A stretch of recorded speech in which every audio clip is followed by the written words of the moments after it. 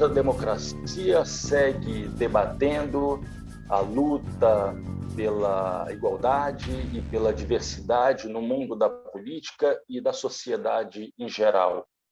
A nossa convidada de hoje é Linda Brasil, vereadora eleita com a maior votação para a Câmara dos Vereadores de Aracaju, vereadora trans, mestra em educação, militante, ativista da causa dos direitos humanos, da causa LGBTQI+. Linda, seja muito bem-vinda ao Trilhas da Democracia. É um prazer recebê-la nesse espaço de discussão e defesa da democracia e dos direitos humanos. Seja muito bem-vinda, Linda. Olá, primeiramente agradecer o convite, né, para a gente estar trazendo aqui algumas reflexões, né, e algumas provocações, né, sobre nossa atuação, sobre a nossa mandata, né, que é uma mandata com perspectiva e um olhar, né, das mulheres, porque, além de ativista LGBTQIA+, eu sou feminista, porque acredito que a base da LGBTQIA+, fobia é o patriarcado, é o machismo, é a misoginia. Então, lutar contra, né, o patriarcado capitalista, misógino, é muito importante para a gente garantir outras políticas públicas referentes aí à população LGBTQIA+, e todos e todas as que sofrem, né, esse processo de opressão no nosso país. Linda, no ano de 2016, 8 trans foram eleitas no Brasil. Já no ano de 2020, foram 28 trans. Né? Quer dizer, um crescimento de mais de 200%. Né?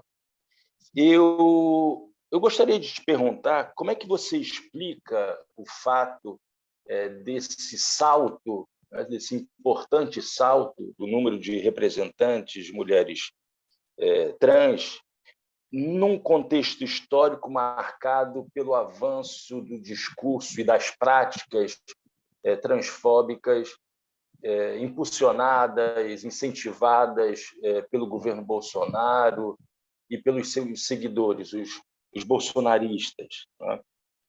Mais ainda, eu queria te perguntar sobre, durante esse primeiro ano, né, da tua mandata, quais foram as principais dificuldades enfrentadas e quais foram as principais conquistas, né? Projetos apresentados, projetos aprovados. Né? Então, por favor, Linda. Sim. Em 2020, né, eu acho que foi o resultado, né, o fato de quase 30 pessoas trans serem eleitas, né, para ocupar cargos aí no Legislativo, no Brasil, em todo o Brasil, é um processo, né, um processo de ocupação destas corpas, né, em certos espaços na sociedade que sempre nos foram negados.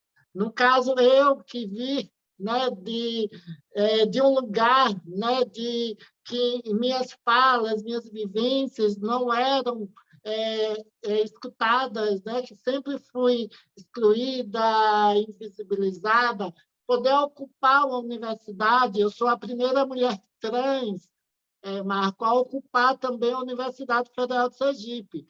E eu ocupei somente em 2013, com 40 anos de vida, depois de passar por vários processos, né, de violência, de exclusão. E, ao ocupar esse espaço, a gente já provoca transformação nessas estruturas.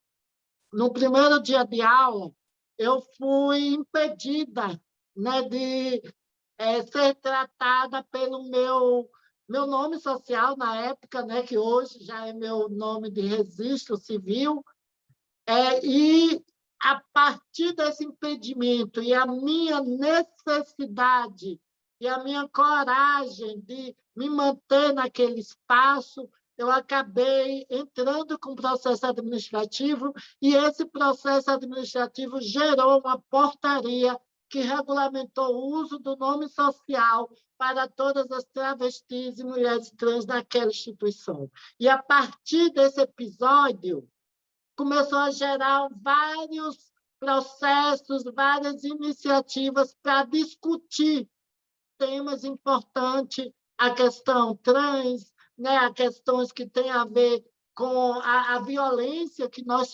sofremos.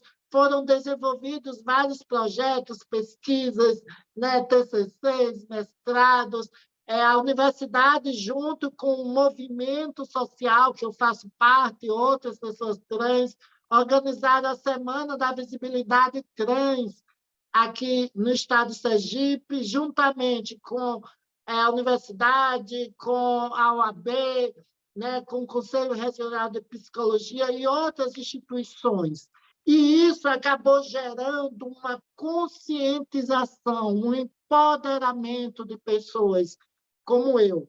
Eu estou dando o exemplo do que aconteceu aqui em Aracaju, que é o reflexo também do que aconteceu em outras cidades. Há um processo, né, de desconstrução, de empoderamento, de desconstrução. E o fato da gente ter uma estrutura, né, uma conscientização política de que nós não somos nós, pessoas trans, que precisam se adequar para poder ocupar esses espaços, essas instituições, esses lugares que estão hostis, né, que são misóginos, LGBTfóbicos, racistas. Essas instituições, seja ela academia, política, elas precisam ressignificar, desconstruir, ver políticas públicas de inclusão, e não só de inclusão, mas de permanência dessas pessoas nesses espaços. E o fato da gente estar ocupando já tardiamente, né, porque eu sei tantas outras pessoas lindas no Brasil afora, que poderia ter já ocupado esse espaço, então, não só na academia, bem como na política institucional, e provocar transformações. Então, o fato da gente estar ocupando, da gente estar construindo uma narrativa, um discurso sobre as nossas vivências, né, com as nossas experiências, com as nossas vivências, isso tem um poder transformador na sociedade.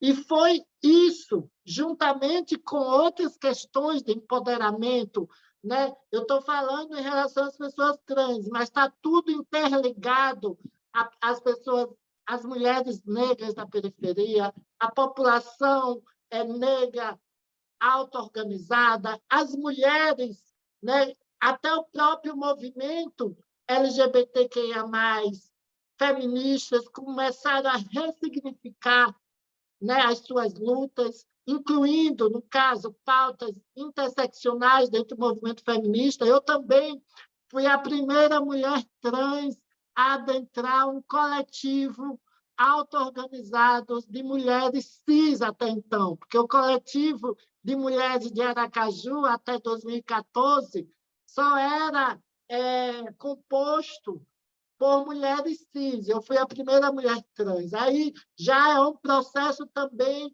né, da gente levar essas discussões para esses movimentos. O próprio movimento LGBTQIA+, começou a repensar algumas posturas que, de uma certa forma, invisibilizavam também as pautas de nós, pessoas trans. Então, esse processo de desconstruções, não só das instituições, dos movimentos sociais, né?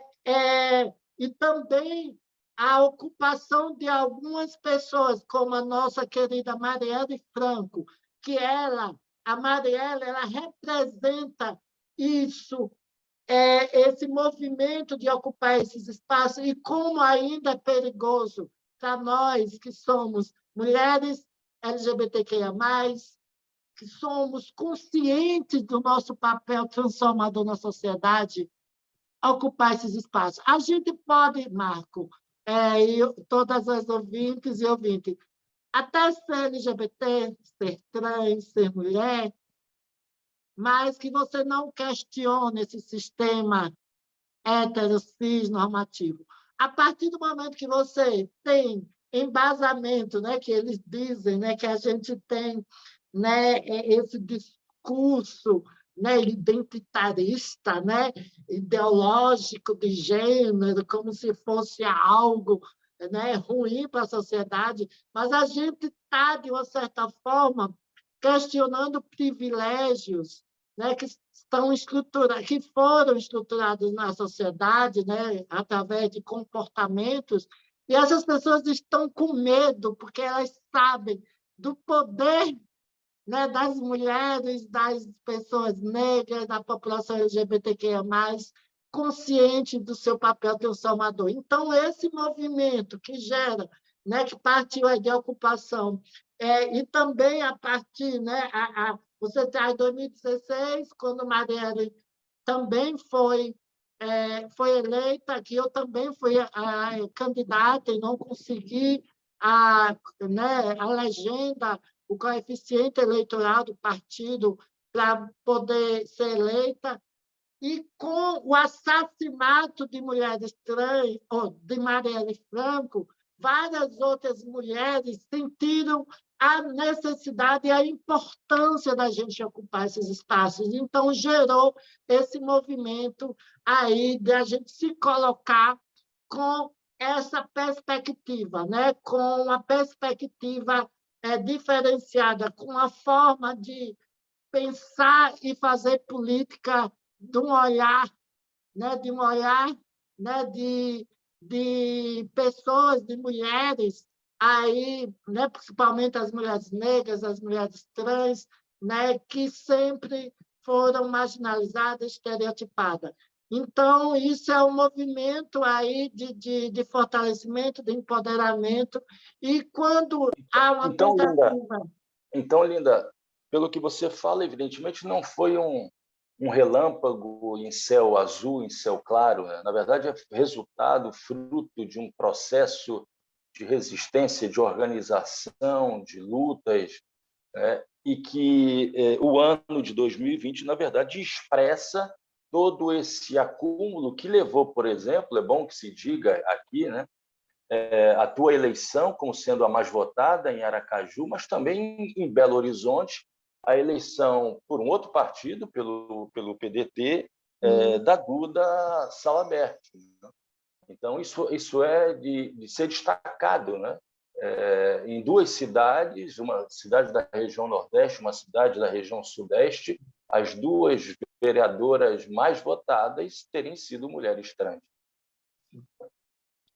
É simbólico, né? Principalmente nesse momento que você traz, né, de discurso de ódio, é justamente isso, né? Enquanto as pessoas vêm com esse discurso de ódio, que para alguma parcela ainda, né, uma parcela que a gente percebe que tipo de comportamento, né? Um comportamento negacionista, um comportamento fascista mesmo, né? Um comportamento reacionário, né? Que tenta impedir, né? Esse fortalecimento, como eu disse anteriormente, porque eles sabem, né? De que quando mais de nós, né? Quando eu digo mais de nós, mulheres, LGBT, população, ocuparem esses espaços na sociedade, alguns privilégios que estão aí séculos sobre séculos, né? Estruturados principalmente na elite branca, cis, né? Normativa, que está aí no poder, esses privilégios estão sendo ameaçados. Não, por isso que vem essa reação, esse discurso, né, de tentar desqualificar, deslegitimar, fake news, né? Porque esse discurso de ódio que vem, ele tem uma raiz, né? A raiz dele é a ignorância, a raiz desse discurso de ódio é, é o medo, né, de perder esses privilégios, né? A falta de empatia, a falta de o medo de transformação na nossa sociedade. Então, você E também Luna, trouxe na primeira pronto, pergunta, né, e aí a questão. eu ia te perguntar sobre as dificuldades enfrentadas nesse primeiro ano da tua mandata e também os projetos que foram apresentados, né, se já foram à votação. Por favor. No início, né, da nossa mandata, a gente percebeu como a nossa presença ali nesse espaço, né, de ter sido... Eu sou a primeira mulher trans eleita, também eu sou a primeira parlamentar que vem do PSOL, né, que o PSOL tem no Brasil todo, e aqui a gente sempre esteve juntos e juntas a bandeiras, né, a bandeiras que para algumas pessoas reacionárias não são bem aceitas, né, alguns debates, justamente por isso, né, por ir de encontro a certos princípios, dogmas moralistas, né, aí relacionada à questão da família tradicional, né, cristã, a questão, né, do discurso, né, não só da família, de Deus, né, mas que Deus é esse? Né? Eu sou cristã também, eu trago a perspectiva, né, de um Deus que ele pode ser mulher e homem ao mesmo tempo, que Deus não tem, né, não é do gênero masculino, que, na minha perspectiva, Deus é a gênero. E se tivesse uma determinação de gênero, uma identidade de gênero, eu tenho certeza que, de acordo com as referências, né, do masculino e do feminino em nossa sociedade, a identidade de Deus seria uma identidade feminina. Né? Então, a gente traz essa perspectiva de desconstruir, né? Ai, Deus acima de tudo, família, mas que família? Que Deus é esse? Né? Eu sou espiritualista cristã, faço parte de uma escola espiritual cristã há mais de 20 anos, que também me ajuda a ter essa consciência de quem eu sou aqui no mundo, na sociedade. Isso me dá forças também, e muitas das vezes também me dá condições de sustentar, de encontro a alguns discursos moralistas cristãos, né, pseudo-cristãos, né, porque eu sou cristã e eu acredito no Cristo Jesus, que é amor, que é revolucionário, né, no Jesus que derrubava as bancas no Templo de Salomão, né, por não aceitar tanta hipocrisia, né, que até hoje a gente percebe. Então, a minha maior dificuldade foi justamente o enfrentamento com a bancada fundamentalista aqui religiosa, São, tentando... são quantos pastores eleitos na Câmara de Vereadores São de Aracaju? pastores mesmo, são dois, mas existe uma bancada, né, evangélica, alguns, eu tenho um diálogo que até estão na oposição, mas que né, a gente tem a pauta junta, que é contra algumas políticas do governo, mas eles criaram uma frente parlamentar evangélica, e todas as vezes que eu vou de encontro ou que eu acuso, né, porque as instituições, na nossa, o machismo, a LGBTfobia como o racismo são estruturais em nossa sociedade, né? É cultural. E quando eu percebo e denuncio, né, algumas dessas posturas, né, já fui, né, várias vezes ameaçada em ir, né, me levar para o Conselho de Ética, numa tentativa de me silenciar, né, Intimidação. É, são Tentativa de intimidação. ameaças, né? Ah, que não sei o quê, presidente, não sei o quê. É, então, o meu maior desafio foi lidar com isso e também conhecer essa estrutura política, né? Um dos meus maiores medos era não se deixar cooptar por esse sistema, né? Esse sistema que tenta, né, lhe seduzir para você reproduzir, né, para você se adequar. Mas o que me fez entrar na política foi justamente levar. Eu sei que eu não vou mudar esse sistema político aí que, né, século sobre século, ele foi construído, né, pelo coronelismo, né, que hoje é representado aí, né, por grandes empresas, né, esses coronéis aqui em Aracaju, da construção civil, do transporte público, né, da limpeza urbana, que são, de uma certa forma, que condicionam a política aqui do nosso Estado, ou no caso da nossa cidade também. Então, o fato de estar ali nesse espaço, né, com essa perspectiva, né, com essa postura, né, de denunciar esse sistema, é muito difícil. Mas, ao mesmo tempo, a gente investiu muito, né,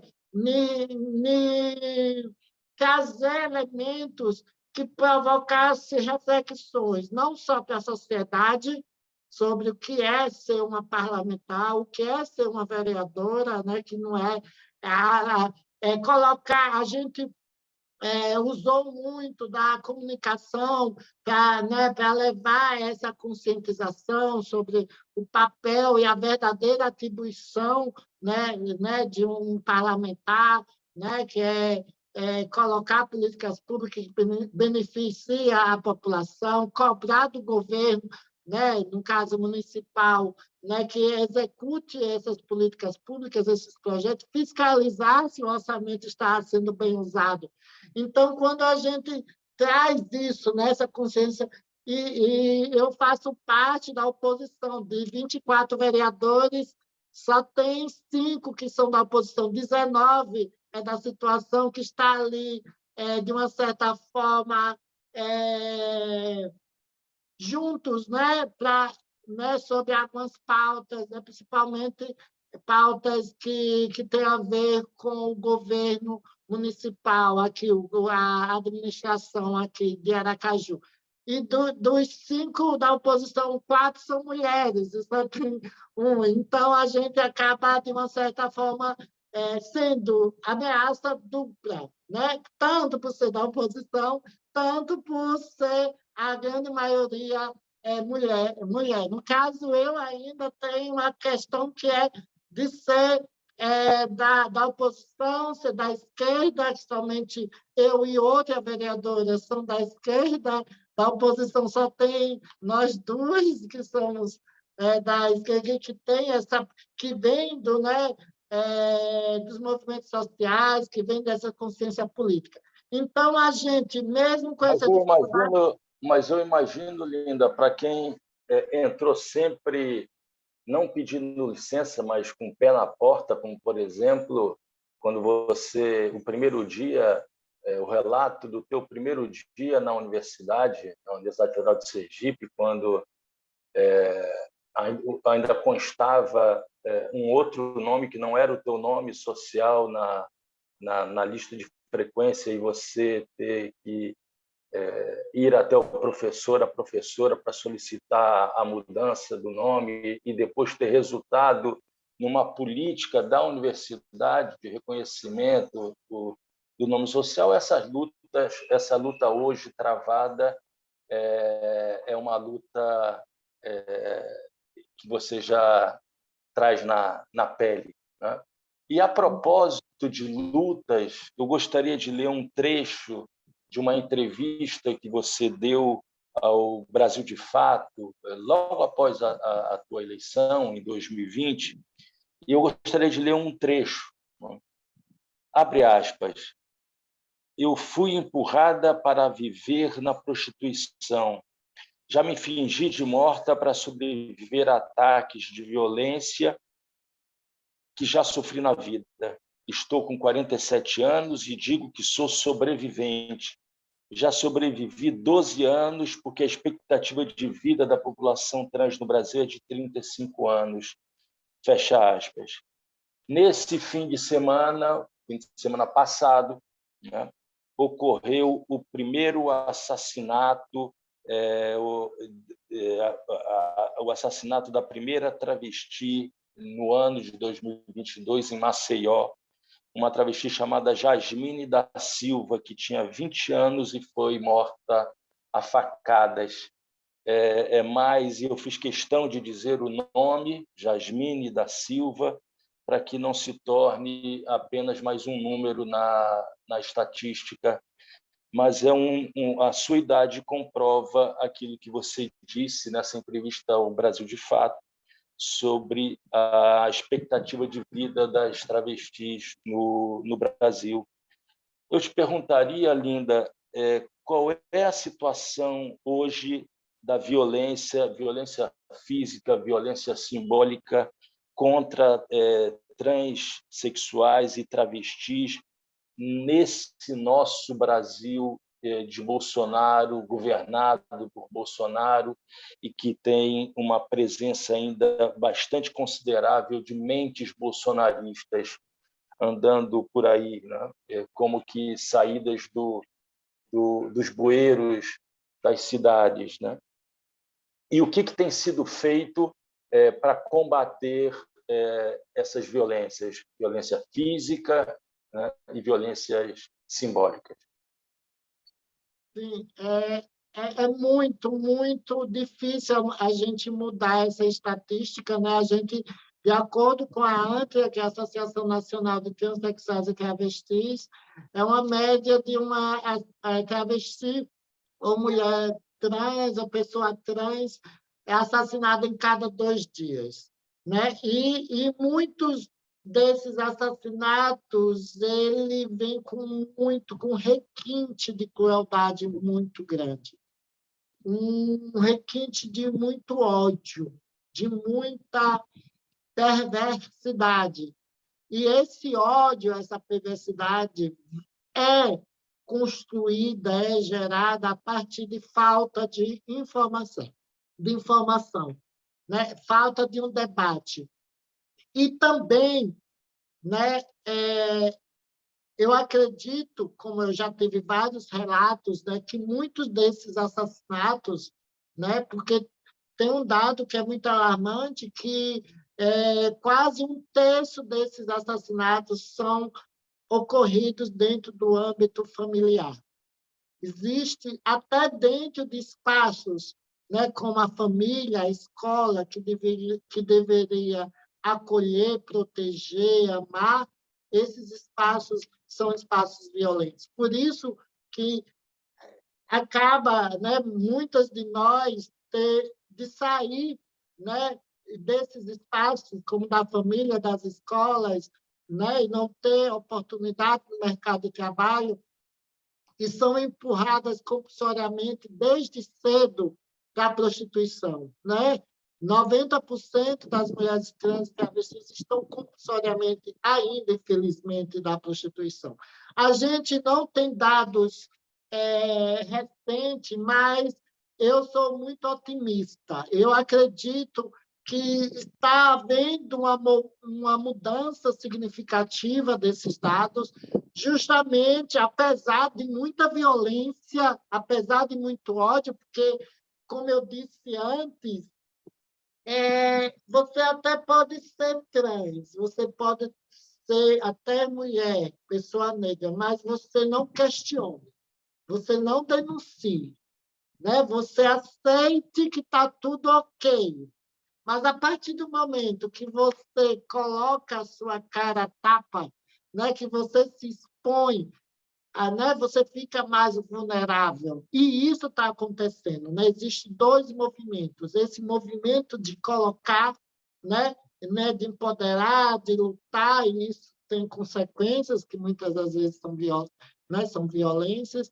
E tem outra questão, que é o fato de que a gente, ocupando esses espaços, né, na sociedade, a gente provoca reflexões, provoca debates, né, nessas instituições, na própria família.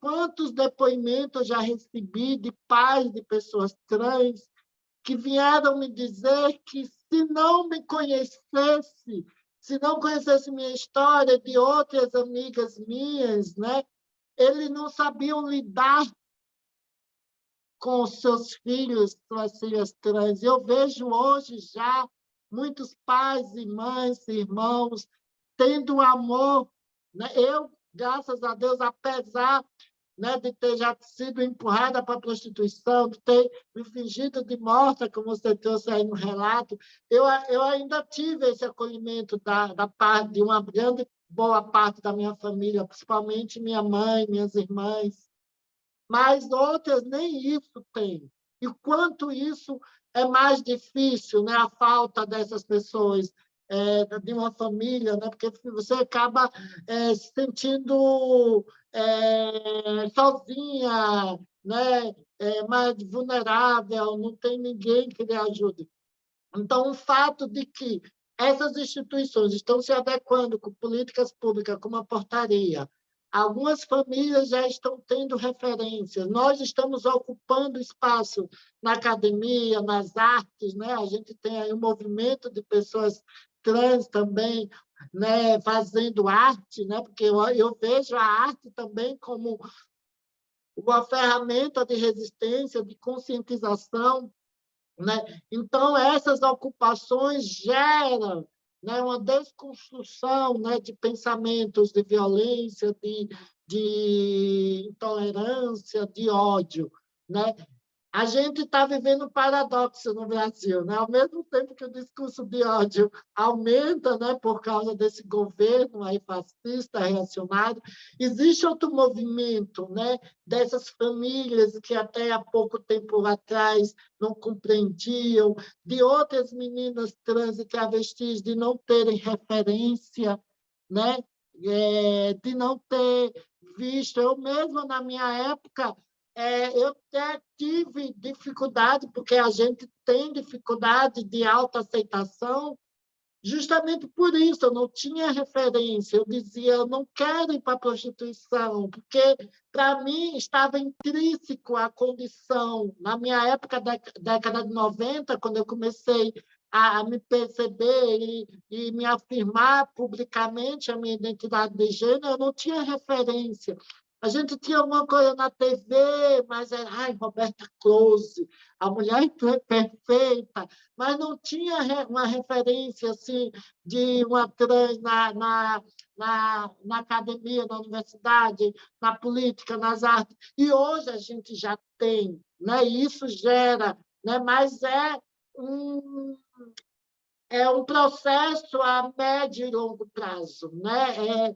Então, por isso que é isso. A gente precisa cada vez mais levar essa conscientização, levar esses debates, ocupar esses espaços, né? Claro que é uma perspectiva de mudança, né? E a médio e longo prazo, e a gente está fazendo isso, mas isso tem né? Tudo tem um bônus e um ônus. O ônus é o fato de estarmos expostos. A gente pode receber vários mais ataques, ameaças, como eu recebi várias ameaças, ataques depois, né, da minha eleição, como várias outras pessoas trans estão recebendo, né, receberam depois que foram eleitas, né? Mas eu acredito, Marco, aí o pessoal, que é um movimento que não tem como retroceder. É um movimento, né, que cada vez mais vai crescer, se fortalecer. Eu sempre digo, né, que eu não votarei mais para viver nas esquinas, né? Muitas não vão votar, possa ser que vote porque queira, mas não por, né, por não sonhar, né? Não esperançar, porque eu sou paulo freiriana, assim, tem uma esperança com ação, né? Eu receio, mas ao mesmo tempo, né? Uma esperança de que aos poucos a gente vai mudar, e a gente só vai mudar se a gente ocupar esses espaços, né? Se a gente se fortalecer, se a gente ter consciência do nosso papel transformador na sociedade.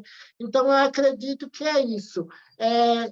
Não existe assim, uma política pública que vai mudar. A gente teve aí governo, né, da esquerda, que teve algumas políticas que contribuíram também, né, para que a gente pudesse falar sobre esses assuntos, né, em alguns locais, principalmente ligado à questão da saúde, mas eu, como educadora paulo-freiriana, que acredito numa educação libertadora, transformadora, para a gente conseguir diminuir esses dados estatísticos alarmantes, é a educação, é levar o conhecimento, né? Porque o conhecimento ele liberta, o conhecimento ele desconstrói, o conhecimento ele nos fortalece, né? Então é isso, é levar esse debate, né? Ter jogo de cintura para não entrar nas armadilhas deles, né? De que nossas pautas querem destruir a família tradicional brasileira. A gente não quer aquelas pessoas que, né, que estão bem, que sejam héteros, que sejam. A gente só quer dizer que existem outras possibilidades, né, de amar, né, de se relacionar, de construir uma família, e não uma única oportunidade.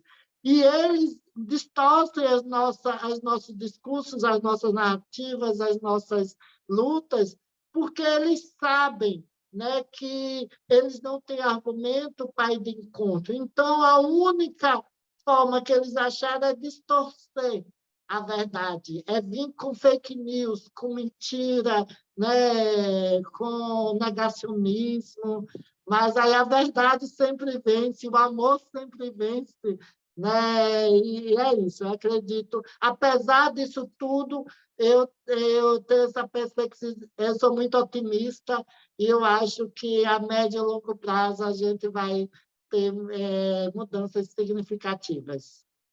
Linda, uma última pergunta. Na semana passada, nessa série de entrevistas sobre lutas pela igualdade e pela diversidade no mundo da política e na sociedade em geral, eu tive o prazer de entrevistar a médica Andréa Beatriz, uma mulher negra, militante da organização Reaja, na Bahia,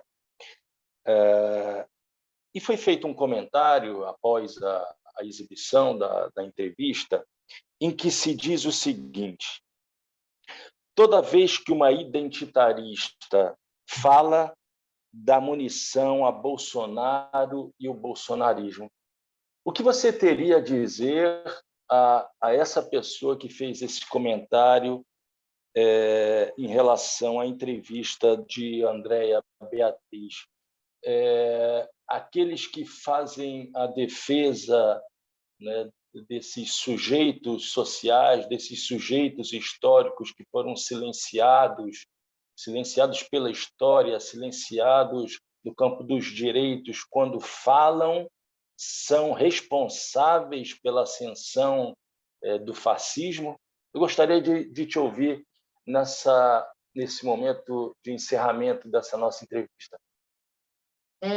Na verdade, esse comentário, né, essa afirmação, é uma tática que eles usam, né, de sempre culpabilizar, né, de nos culpabilizar por tudo, né? Muitas das vezes, quando a mulher é estuprada, a culpa é da mulher porque ela estava no lugar errado, estava vestida, né, ela que provocou. Então, quando a gente traz essas pautas, né, que são pautas que, de uma certa forma, incomodam, né, essas pessoas que representam, né? Essa a ignorância, né? O retrocesso, né? Elas tentam desqualificar, nos culpabilizar, né? Por a gente trazer esses debates tão importantes, né? Para desconstruir, né? Esse comportamento, essa naturalização, né? De comportamentos, né? Desse sistema aí que está aí no poder. E, como eu já falei anteriormente, na verdade, é uma tentativa desesperada, né, de querer nos silenciar, né, através da nossa culpabilização. Mas a gente sabe da importância da gente denunciar, né, da gente não ter medo. Eles tentam nos silenciar, nos interromper, né, distorcendo, né, nos colocando, nos dando medo, né, querendo provocar medo na gente para a gente silenciar. Mas a gente sabe o quanto esses debates, né, essas reflexões sobre as pautas, eu não digo identitárias, sobre essas pautas, né, ligadas a corpos, né, vivências que sempre foram silenciadas, excluídas, violentadas, o quanto isso é importante, é fortalecedor, não só para a nossa democracia, mas também, né, para a garantia de direitos, né, para essa população que tem sempre sofreram, né, e sempre tiveram dificuldade, né, de ocupar espaços, né, lugar de fala, né, espaço de decisões, né, principalmente na política. Então, o fato da gente estar ocupando, e a gente estar ocupando, trazendo reflexões, trazendo dados, informações, né, e isso gera pavor. E como eles não têm armas para dialogar, eles tentam nos desqualificar, né? Mas eles vão ficar tentando, porque, como eu já disse, não iremos voltar para as esquinas, para os armários, não vamos mais ficar em cozinhas somente no lar, né? Vamos ocupar e administrar vários espaços, né? Várias instituições aí no nosso Brasil. Linda Brasil, mestre em educação, ativista dos direitos humanos, da causa LGBTQIA+, primeira vereadora trans de Aracaju, vereadora mais votada nas eleições do ano de 2020 e filiada ao Partido Socialismo e Liberdade. Muito obrigado, Linda. Foi um prazer recebê-la e na próxima semana nós receberemos a vereadora do Partido Comunista do Brasil de Campina Grande, uma mulher negra, mestre em serviço social, Jo Oliveira. Até lá!